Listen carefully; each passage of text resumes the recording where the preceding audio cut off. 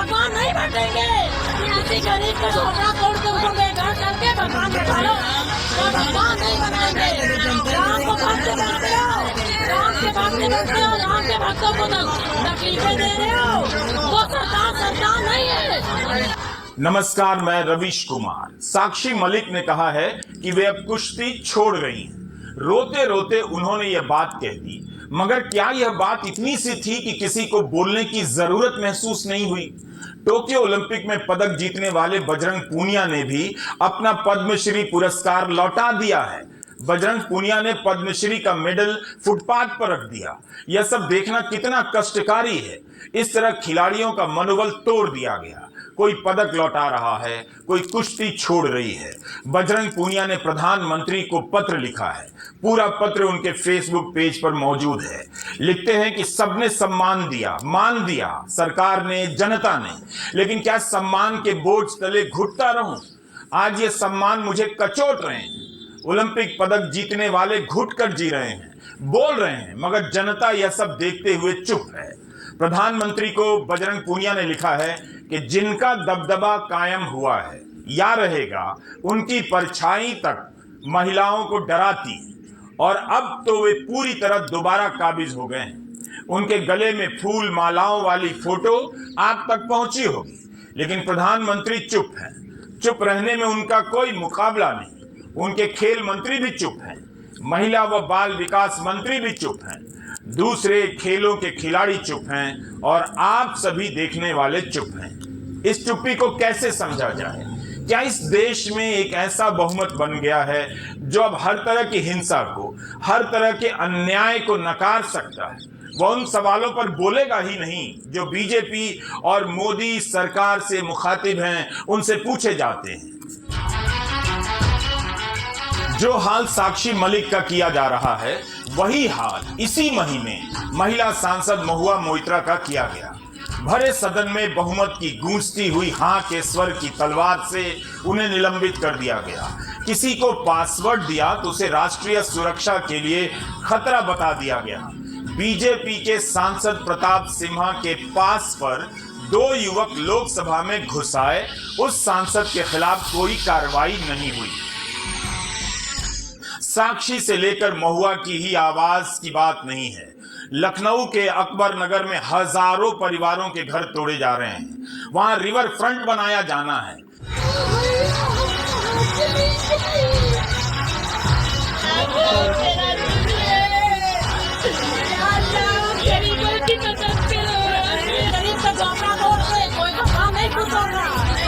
भगवान नहीं बैठेंगे।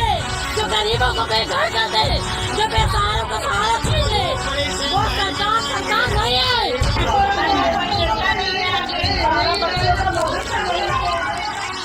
चीख पुकार करने वाली महिलाओं में हिंदू भी है, मुसलमान भी, वहां मस्जिद भी है, मंदिर भी। फिर भी उनकी चीख उनके घरों को तोड़े जाने का गम कहीं नहीं पहुंच रहा है। पुलिस बैरिकेड लगाकर इनके घरों को खाली करा रही है। क्या हम एक ऐसा बहुमत बनता हुआ देख रहे हैं जो क्रिमिनल की तरह अन्याय में शामिल है और चुप है? आप चुप हैं या आपको चुप करा दिया गया है? 4 PM के संजय शर्मा ने इस घटना के बारे में जब ट्विटर पर डाला, तब जाकर दिल्ली के पत्रकारों को पता चला कि अकबर नगर में किस तरह से गरीबों के घर गिराए जा रहे हैं। यह वीडियो सुमित नाम के काबिल फोटोग्राफर का है। सुमित ने भी अपने ट्विटर हैंडल पर कई वीडियो डाले हैं। लगभग 50 वर्ष पुरानी एक कॉलोनी में 1200 घरों का तोड़ा जाना कोई मामूली बात नहीं, मगर चुप्पी ने उसे मामूली कर दिया है।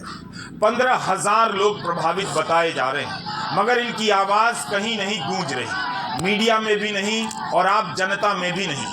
आज इलाहाबाद हाईकोर्ट ने अकबर नगर के ध्वस्तीकरण पर 1 महीने के लिए रोक लगा दिया। लखनऊ विकास प्राधिकरण को फटकार लगाई कि इतनी ठंड में गरीबों के घर गिराए जा रहे हैं। घर गिराने की इतनी जल्दी क्या है? मंदिर बनाएंगे, मस्जिद बनाएंगे, लेकिन गरीब का झोपड़ा तोड़ के कोई भगवान नहीं घुस रहा, उसमें भगवान नहीं बैठेंगे। किसी गरीब का झोपड़ा तोड़ के उसको बेघर करके भगवान बना लो, तो भगवान नहीं बनाएंगे। राम को भक्त बनते हो, राम के भागते भागते हो, राम के भक्तों को तकलीफें दे रहे हो। वो सरकार नहीं है। जब एक पता की भगवान की इतनी इज्जत, जीते जाते इंसानों की इतनी बेकदरी, वो सरकार नहीं है जो गरीबों को बेघर कर दे, जो बेसहारों को सहारा छीन ले। वो सरकार नहीं है सरकार। लोकतंत्र नहीं बचेगा तो आपका माइक, आपका चैनल, आपका संवाद भी नहीं बचेगा। इसलिए इस खतरे को आप भी समझिए। जो व्यक्ति और जो निजाम अभी सत्ता में है, उसे विपक्ष मुक्त संसद चाहिए, प्रतिरोध मुक्त सड़क चाहिए, खिलाड़ी मुक्त खेल चाहिए और उसे सवाल मुक्त प्रेस चाहिए, सवाल मुक्त मीडिया चाहिए। तो ये लड़ाई सिर्फ हम निलंबित सांसदों की नहीं है। हमारे प्रधानमंत्री जी विदेश जाते हैं, अक्सर जाते हैं, तो वहां सीना ठोक के कहते हैं कि मैं लोकतंत्र की जननी वाले देश से आया हूं। 150 सांसदों का निलंबन। जब बाहर जाओगे मोदी जी, किस मुंह से कहोगे कि लोकतंत्र की जननी के देश से आया हूं? इस देश के डेमोक्रेसी को खत्म करने के लिए ही 146 एमपीज को इन्होंने बाहर निकाला। संविधान के तहत, डेमोक्रेसी के तहत सबको बात करने का हक है और वो आजादी आप छीन नहीं ले सकते। वो आजादी हमको मिली है जवाहरलाल नेहरू से, वो आजादी हमको मिली है महात्मा गांधी से, वो आजादी हमको मिली है डॉक्टर अंबेडकर से। इन्होंने तैयार करके दिया। आज मोदी जी हर एक को दौड़ा है। हमारे कार्यकर्ताओं को जहाँ कहीं इलेक्शन आता है, उनको ईडी का डर, सीबीआई का डर, इनकम टैक्स का डर। अरे कितने डराते हो? अरे ये अपोजिशन पार्टी कांग्रेस ये डरने वाली नहीं है। जो भी विपक्ष में खड़ा है अकेला कर दिया जा रहा है, चाहे एक महिला सांसद हो, एक महिला खिलाड़ी हो या लखनऊ के अकबर नगर की हजारों महिलाएं हो।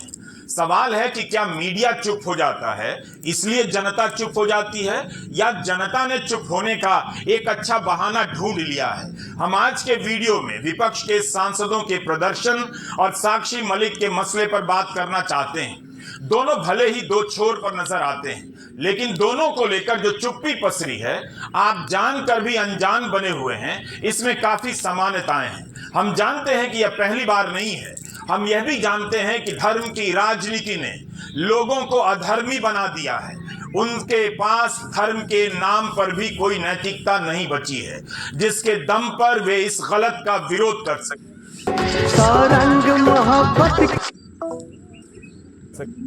इस जंतर मंतर पर साक्षी मलिक, विनेश फोगाट, बजरंग पूनिया जैसे कई पहलवानों ने 39 दिनों का धरना दिया, तब भी उनके मुद्दे को लेकर सरकार से सवाल नहीं पूछे गए, उन्हें हताश कर दिया गया। आज उसी जंतर मंतर पर विपक्षी दलों के कई नेता जमा हुए। 146 सांसदों का निलंबन किया जाना कोई छोटी घटना नहीं। विपक्ष को निलंबित कर लोकसभा और राज्यसभा से कितने महत्वपूर्ण कानून पास कर लिए गए। बहस होती तो उन कानूनों के अच्छे बुरे पहलू का आपको पता चलता, मगर भारतीयता की चादर में लपेटकर भारत की आकांक्षाओं का गला घोंटा जा रहा है। गिनाने के लिए 146 सांसद हैं, कई दल हैं, फिर भी उनकी आवाज कहीं सुनाई नहीं देती। सबका बोलना उनके अपने अपने ट्विटर हैंडल और यूट्यूब चैनल तक सिमट गया है। विपक्ष के सांसद लगातार प्रदर्शन कर रहे हैं, मगर हर तरफ सन्नाटा पसरा हुआ है। यह सन्नाटा क्या उस बहुमत को बेचैन ही नहीं करता कि देश किस दिशा में जा रहा है? मीडिया सवाल नहीं करता, संसद में सवाल करने वाला विपक्ष बाहर कर दिया जाता है। विपक्ष की लड़ाई में जनता कहां है और चुप क्यों है? आप लोग जानते हैं कि संसदीय इतिहास में, संसदीय लोकतांत्रिक इतिहास पूरी दुनिया में, कभी भी इस इतिहास में कोई भी देश में 146 सांसदों को ऐसे बाहर नहीं किया गया, निलंबित नहीं किया गया। ये तो बहुत बुरी बात है। कोई और समय होता तो साक्षी मलिक के कुश्ती छोड़ने को लेकर मीडिया 24 घंटे सरकार से सवाल पूछ रहा होता, खेल मंत्री और प्रधानमंत्री से इस्तीफा मांग रहा होता और जनता सड़कों पर उतर गई होती। ये वो समय है जब जनता अपनी हाउसिंग सोसाइटी के व्हाट्सएप ग्रुप में एक समुदाय के प्रति नफरत का वीडियो गेम खेल रही है, अपने बच्चों को दंगाई बना रही है, नफरत के पक्ष में बोलना सीख रही है। क्या आज के दौर की जनता का यही सही चित्रण होगा? क्या हम इस लोकतंत्र में चुप्पी का बहुमत बनता देख रहे हैं? लोग उसी वक्त क्यों चुप हो जाते हैं जब बीजेपी के सांसद पर यौन शोषण के आरोप लगते हैं? लोकसभा में बीजेपी के सांसद सहयोगी सांसद को धर्म के नाम पर गाली देते हैं और बीजेपी सांसद के पास पर 2 युवक लोकसभा में कूद जाते हैं। लोग इसी वक्त क्यों चुप हो जाते हैं? प्रधानमंत्री सवालों के जवाब नहीं देते। यह सवाल क्यों नहीं है? चुप्पी का यह बहुमत विपक्ष के खिलाफ तो बोलता है मगर बीजेपी पर नहीं बोलता। क्या यह देश तभी बोलेगा जब मीडिया बोलेगा? मीडिया ने बोलना छोड़ दिया तो क्या देश ने भी बोलना छोड़ दिया है? बात केवल साक्षी मलिक की नहीं है। हर दूसरा नेता इस चुप्पी को समझने के लिए आज के समय में जूझ रहा है। वो कारण जानता है, बस साफ साफ नहीं बोलता कि जनता ने संविधान की नैतिकता को छोड़कर धर्म की अनैतिकता की चादर ओढ़ ली है। धर्म उसका बहाना नहीं, जरिया है सत्ता की बेईमानियों पर चुप रहने का। नेता सीधे सीधे ये बात नहीं बोल पाते, लेकिन बात यही है। अब देखिए, मीडिया में ये बात नहीं आई कि देश में बेरोजगारी है। नहीं, मीडिया ने देश में बेरोजगारी की बात नहीं की। मीडिया क्या कहती है? मीडिया कहती है कि पार्लियामेंट के बाहर सांसद लोग बैठे थे, वहां पे राहुल गांधी ने वीडियो ले लिया। मतलब इन्होंने ये नहीं कहा कि 150 सांसदों को बाहर कर दिया, पार्लियामेंट के बाहर खड़ा कर दिया। यह सवाल मीडिया ने नहीं पूछा। क्यों किया, कैसे किया?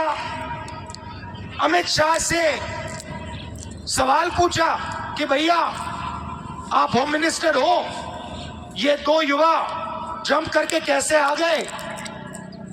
बेरोजगारी पे 2 सवाल पूछे और 150 लोगों को उठा के बाहर कर दिया। मीडिया ना बेरोजगारी की बात करती है,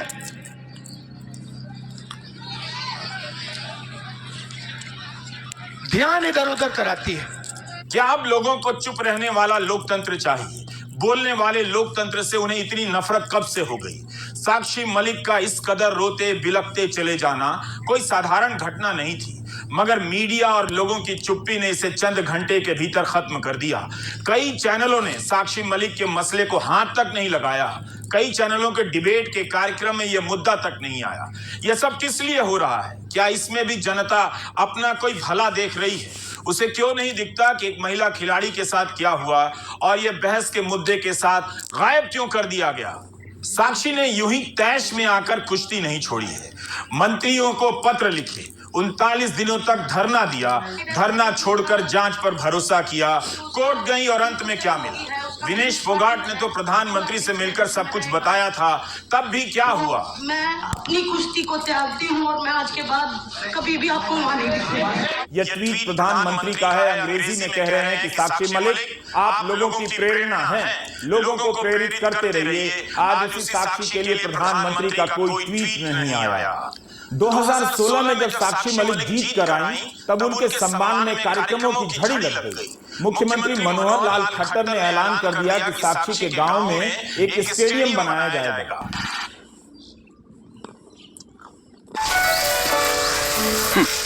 एक और नौसिखिया। हाँ, सब बाहर से ही शुरू करते हैं। तो मदद की जाए। और क्या, ये लो रेड बुल, अब कोशिश करो। Red Bull gives you wings. इस स्टेडियम की क्या हालत है? कम से कम मीडिया आज के दिन जाकर तो देख ही सकता था, लेकिन तब जब घोषणा हुई थी, अखबारों में इसे काफी बढ़ा चढ़ाकर छापा गया। या उस स्टेडियम का हाल आप भी देखिए। गोदी मीडिया यही दिखाकर सरकार से आज के दिन सवाल पूछ लेता कि 7 साल में एक स्टेडियम क्यों नहीं बन सका। मोखरा गांव में बनने वाला ये स्टेडियम कब पूरा होगा, आधा अधूरा सा क्यों है। साक्षी के ताऊ ने कहा कि अब तो गांव के लोग ही आपस में सहयोग कर इसे आगे बढ़ा रहे हैं, मगर काम बहुत धीमी गति से चल रहा है। सन 16 में जब साक्षी जीत के आई तब बादरगढ़ से ही मुख्यमंत्री जी ने जो ना इसकी घोषणा करी थी कि भाई साक्षी को कि वहाँ मैं स्टेडियम बना दूँगा, और ज़्यादा घूम फिरने के बाद उन्होंने मंजूर किया है। और वो अब भी जो जगह तो बड़ा अधूरा बड़ा नहीं है। अब ये देख लो जी, लगभग ये 5-6% रहा होगा, बस 10% मान लो। डिले ये हो रहा है, ठेकेदार कह रहा है कि पैसे समाप्त हो गए। यहाँ 2 हॉल बनने हैं और ट्रैक बनना है, कुश्ती का हॉल और कबड्डी का हॉल है, और दौड़ के लिए ट्रैक। मैंने सेम विंडो पर लगाई थी, उसका मेरे पास तो कोई जवाब आया नहीं। विजेंद्र सिंह बेनीवाल भी ओलंपिक खिलाड़ी रहे हैं। 2008 की बात है, बीजिंग ओलंपिक में जब विजेंद्र का मुकाबला होने वाला था तब पूरे देश की सांसें रुक गई थी। विजेंद्र ओलंपिक में पदक जीतने वाले पहले भारतीय बॉक्सर बने।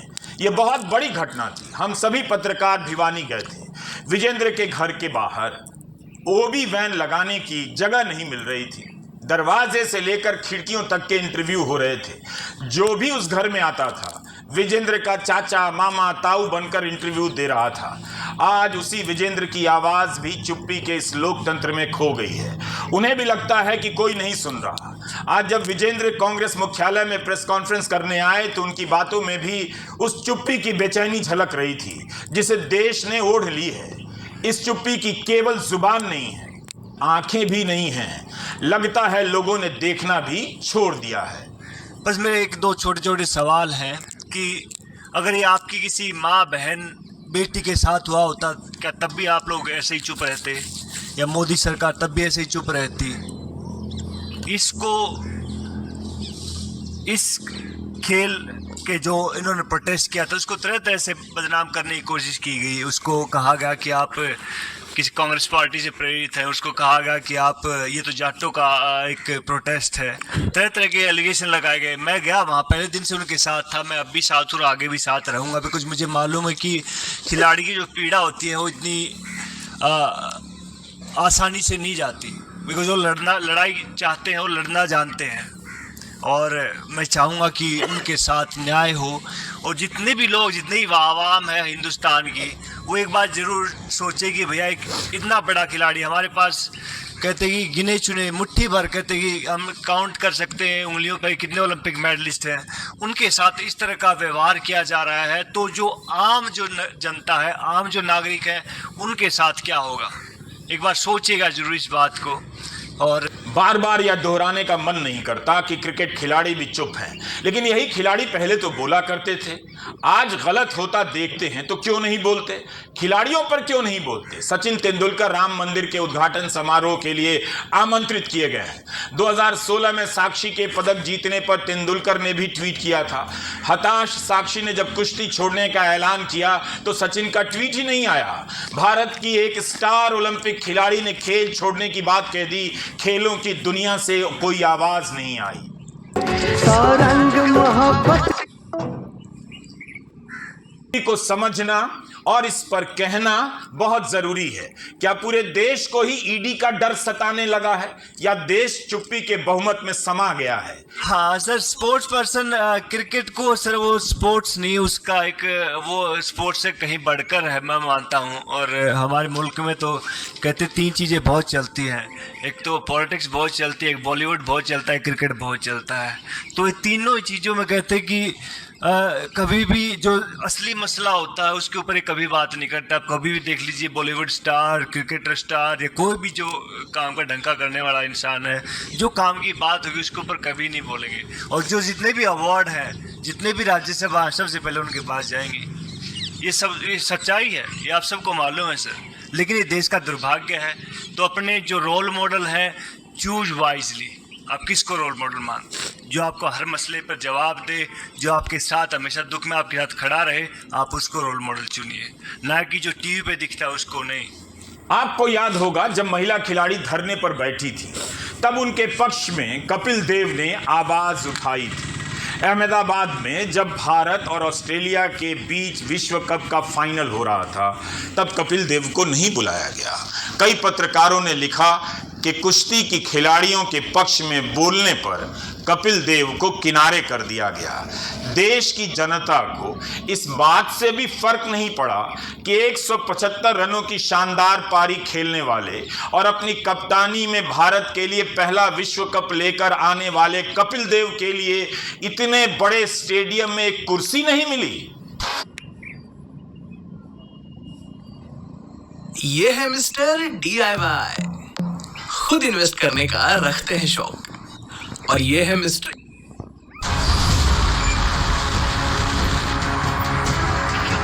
बृजभूषण सिंह का जलवा तो है। यौन शोषण के आरोपों के बाद भी पूरी पार्टी उनके साथ खड़ी रही। यह वो पार्टी है जो विपक्ष को हर दिन संवैधानिक और धार्मिक मर्यादा का पाठ पढ़ाती है, लेकिन खुद जब बारी आती है तो चुप हो जाती है। आखिर सबने देखा कि 39 दिनों के धरने के बाद भी सरकार ने FIR नहीं कराई।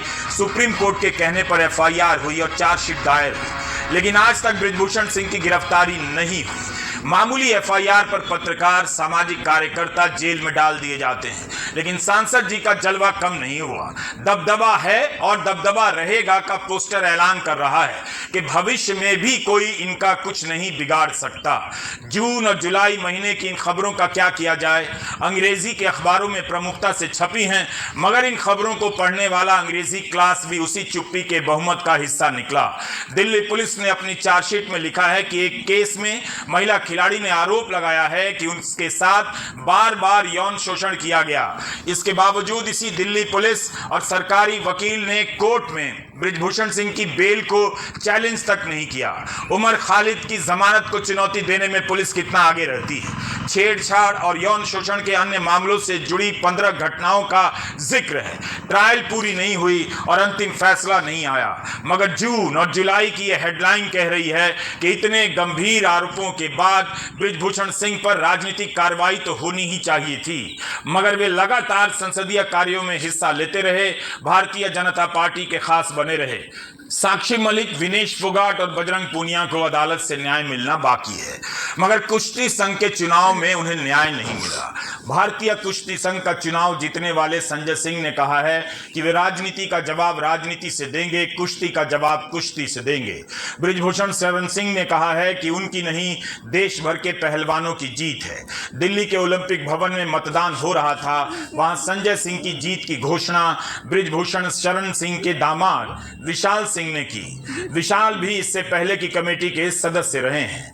बृजभूषण सिंह के सरकारी आवास के बाहर लगा यह पोस्टर बता रहा है कि उनका कोई कुछ नहीं बिगाड़ सकता। पोस्टर पर लिखा है दबदबा रहेगा।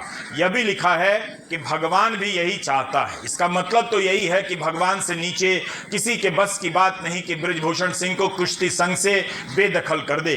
इसी घर के भीतर कुश्ती संघ का दफ्तर है।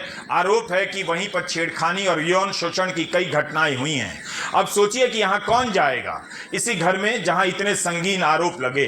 कांग्रेस मुख्यालय में आज सुबह सुबह इसी मसले पर प्रेस कॉन्फ्रेंस हुई। रणदीप सुरजेवाला ने कहा कि बेटी बचाओ बेटी पढ़ाओ की जगह बेटी रुलाओ बेटी सताओ का नारा गढ़ा जा चुका है। रणदीप सुरजेवाला ने कहा कि आज सभी प्रकार के खेल संघों पर बीजेपी का कब्जा है। कुश्ती में ओलंपिक जीतने वाली पहली महिला खिलाड़ी साक्षी ने खेल से संन्यास की घोषणा कर दी, जो भारत के इतिहास में काला अध्याय है। सुप्रीम कोर्ट के दखल के बाद FIR तो दर्ज हुई, पर दोषी भाजपा के चहेते सांसद बृजभूषण को गिरफ्तार नहीं किया गया। वो खुला घूमता रहा। इससे बड़ी राष्ट्रीय शर्म की बात क्या होगी कि पूरी दुनिया में देश का नाम रोशन करने वाली पहलवान बेटियों और पहलवान खिलाड़ियों को अपने मेडल गंगा मैया में बहाने पड़े। कारण केवल इतना कि बृजभूषण सिंह को मोदी सरकार का संरक्षण प्राप्त है। और ये केवल भारतीय कुश्ती संघ नहीं, BCCI, board of control of cricket in India समेत सारे संघों पर, खेल के संघों पर भाजपाई नेताओं का आज कब्जा है। मोदी जी तो कहते हैं कि खेल संघों को राजनीतिक हस्तक्षेप से छुट्टी दिलवा दी, पर सच्चाई इसके विपरीत है। साथियों, क्या मोदी सरकार को इस देश में एक भी महिला खिलाड़ी पहलवान नहीं मिली, कोई एक भी सज्जन व्यक्ति नहीं मिला जो भारतीय कुश्ती संघ का अध्यक्ष बन सकता था, चुना जा सकता था। अगर यही आलम रहा तो इस देश की बेटियां और उनके अभिभावक, उनके माता पिता और परिवार किस पर विश्वास कर अपनी बेटियों को खेलने के लिए भेजेंगे?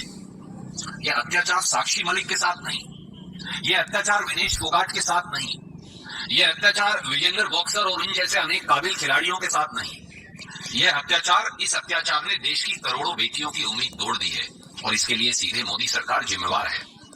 देश की बेटियों के सवाल ये भी हैं, मोदी सरकार चुप क्यों है?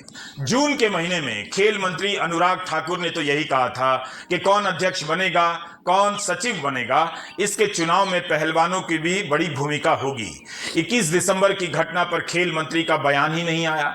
कम से कम साक्षी मलिक के लिए ही बोल देते या नए अध्यक्ष को बधाई दे देते। साक्षी के लिए किसी बीजेपी नेता ने अपील नहीं की, खेल मंत्री ने कुछ नहीं कहा। प्रेस क्लब में जब बजरंग पुनिया, विनेश फोगाट और साक्षी मलिक प्रेस कॉन्फ्रेंस के लिए आए तो कहने से ज्यादा सबकी आंखों में आंसू थे। यह साक्षी का वीडियो है, उनके फेसबुक पेज से हमने लिया है। लिखती हैं कि कुश्ती उन्हें मुश्किल से मुश्किल लड़ाई लड़ना सिखा देती है। 12 साल की उम्र से साक्षी मलिक कुश्ती का अभ्यास कर रही हैं। उनके पिता भी पहलवान रहे हैं। भारत के लिए उन्होंने कितने ही पदक जीते। 2016 के रियो ओलंपिक में कांस्य पदक जीतकर साक्षी भारत की पहली महिला पहलवान बन गई। साक्षी की जीत ने भारत की लड़कियों में कुश्ती का सपना और जज्बा पैदा कर दिया। मगर वही साक्षी प्रेस क्लब में 1 साल की लड़ाई के बाद हार बर्दाश्त नहीं कर सकी और कुश्ती छोड़ने का ऐलान कर गई। विनेश फोगाट भी चैंपियन खिलाड़ी रही हैं। राष्ट्रमंडल खेलों में 3 बार स्वर्ण पदक जीत चुकी हैं। 2 बार विश्व चैंपियनशिप में कांस्य पदक जीती हैं। एशियाई खेलों में स्वर्ण पदक जीत चुकी हैं। विनेश के भी आंसू नहीं रुक रहे थे। विनेश की कामयाबी ही थी कि गीता फोगाट और बबीता कुमारी को आगे आने की प्रेरणा मिली। इतनी कामयाबी के बाद भी ये खिलाड़ी एक लाचार नागरिक की तरह प्रेस के सामने अपना हाल बताकर चली गई और प्रेस अपने घर चला गया। आपको तय करना ही है, करना पड़ेगा कि यह मीडिया किसके लिए चुप हुआ, बृजभूषण शरण सिंह के लिए या उस सरकार के लिए जिसके लिए वो दिन रात डफली बजाता है। इतना कुछ हो गया, प्रधानमंत्री का कोई बयान नहीं आया। विपक्ष के नेताओं की जरा सी जुबान फिसल जाए, बस आप देखिए मीडिया और बीजेपी के नेता कार्यकर्ता महिला के सम्मान का आंदोलन देश के कोने कोने में पहुंचा देंगे। इस समय चुप्पी का आंदोलन चल रहा है और लोग हिंदू सुख में डूबे हुए हैं। नमस्कार, मैं रवीश कुमार।